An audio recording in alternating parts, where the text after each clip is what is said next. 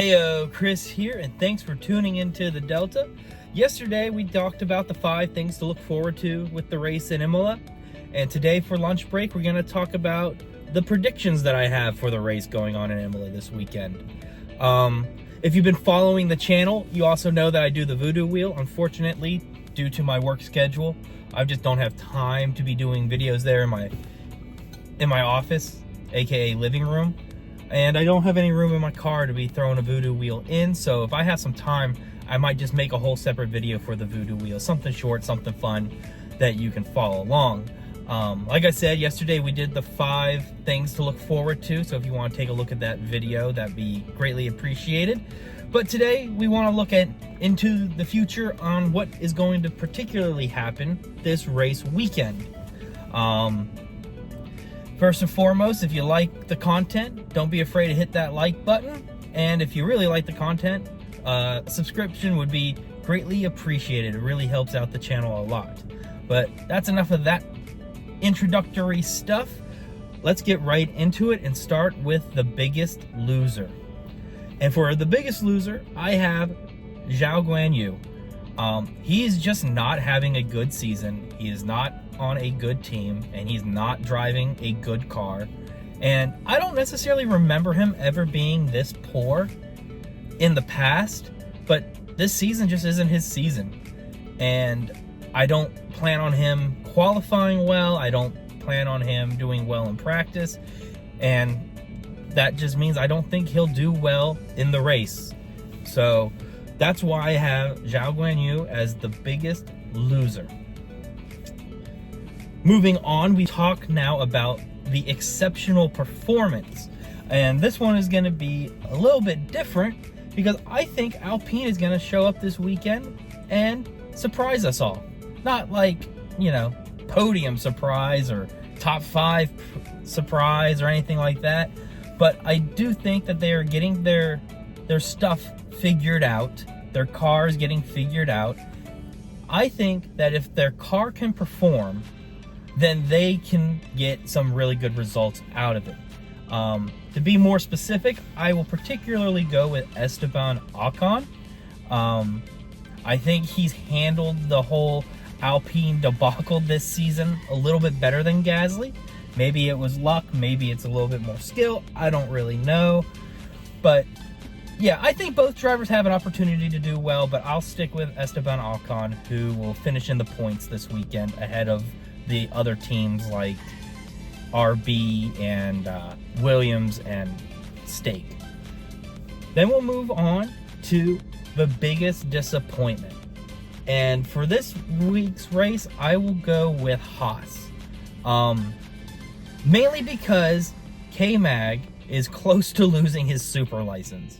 So they can't be doing their shenanigans out there where he's cutting drivers off, cutting across corners, committing these penalties, and all the other stuff that's been going on the last few races.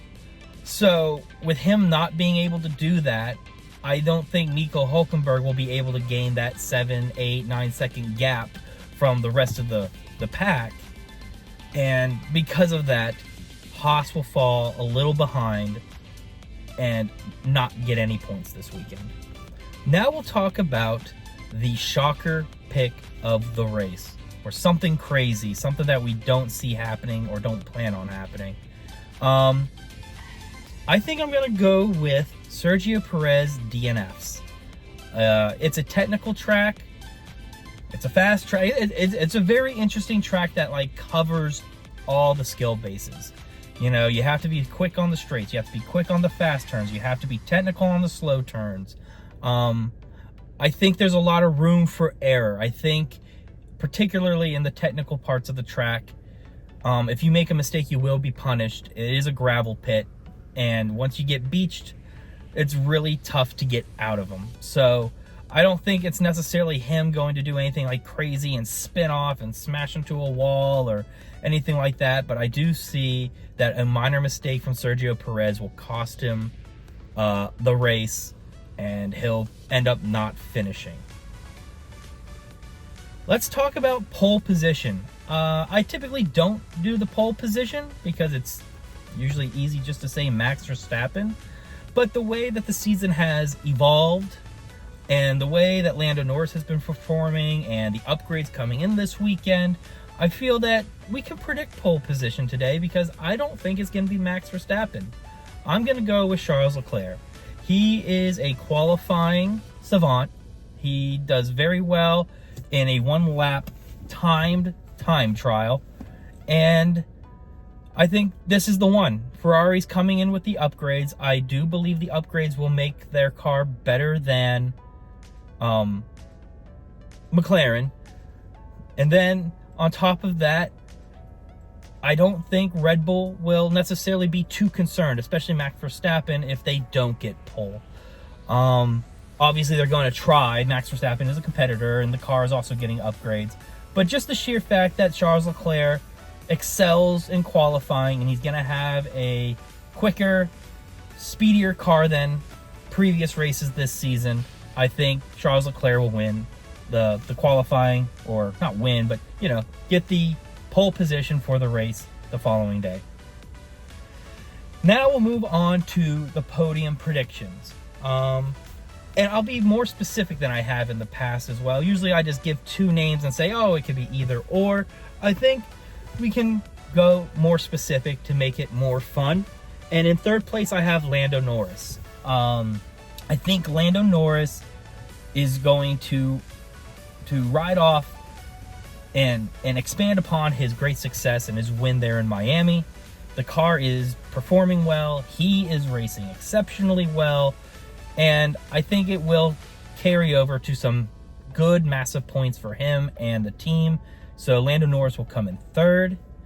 And then for second place, I have Charles Leclerc. I think Charles Leclerc will have a great qualifying. Knock on wood. Nothing bad happens during the race and he crashes or doesn't finish or anything like that. But I think Charles Leclerc will have a great race overall after qualifying in the pole spot, and he'll come in second. And then that leaves us with the winner. And for winning the race this weekend, I have Max Verstappen. Ideally, I'd love to say Carlos Sainz wins, Leclerc's in second, and Lando in third. That's what I want to have happen. But since we're trying to predict what will happen, I have to go with Max Verstappen.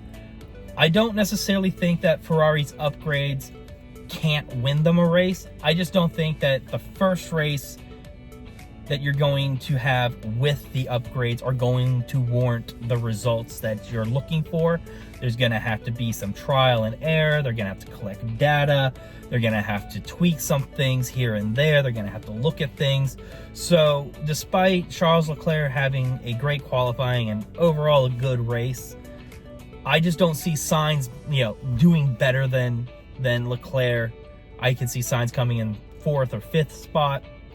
So that really just leaves Max Verstappen to win, and that's because he's the greatest driver ever. He has a really, really good car that is also being upgraded. They fixed a lot of the things that he was complaining about, like brake temperatures and all that technical engineering jargon that I don't fully understand. But I believe that the team did do what they needed to do to make Max Verstappen's car better for him. And because of that, Max Verstappen will win the race. Well, there you go. Those are the predictions that I have for Imola 2024. I think this race is going to be a good race. I think the whole weekend's going to be good because we're all looking forward to seeing what these upgrades for Mercedes, McLaren, and Ferrari and Red Bull are going to bring. I really am looking forward to the not Red Bull, but the McLaren and Ferrari battle. Ideally, I'd like to see them challenge the Red Bulls. So maybe that can happen, but I am excited to see for sure if Ferrari's upgrades leapfrogs McLaren, or if McLaren finds a way to stave them off.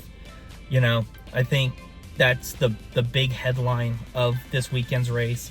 But again, there's always stuff to look in the back part of the pack, like Williams is still looking for their points, and Fernando Alonso is always a dark horse in my opinion. For all we know, he can put out the best the best laps anyone has ever seen and surprise us all. Maybe Mercedes does better than we think they will. Maybe their car upgrades are so much more significant that really might make them more competitive. Who knows? That's why we watch the race. That's why it's fun to watch the race. But yeah, let me know in the comments what you think. Do you think Mercedes will be a little bit more competitive? Or do you think Ferrari can win the race? Do you think McLaren can jump past or stave off both Red Bulls and Ferrari and get a race win themselves? But anyway, thanks for watching. My name's Chris, and until next time, take care, stay safe, and have fun out there. Bye, everybody.